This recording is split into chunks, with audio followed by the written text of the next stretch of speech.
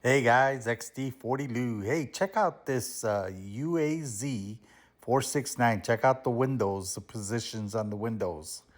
So this truck I saw that WPL came out with, this is the one that I chose, the orange one there. Here's a little quick short clip of what it looks like stock. And one of the things I always try to do is start with a vision. I look up the cars online, see what they look like back in the day, and then I try to model them as close as I can to the originals. But this is the finished product. I went with the orange. Notice the windows are on the side, just like they did back then.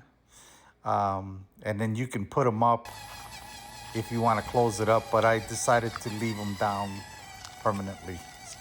And also, I'm gonna add a little music, just because this ESC is so loud. I've already got the volume all the way down, and it's still pretty loud. I probably might pick up a new ESC down the road. We'll see. But again, enjoy the run.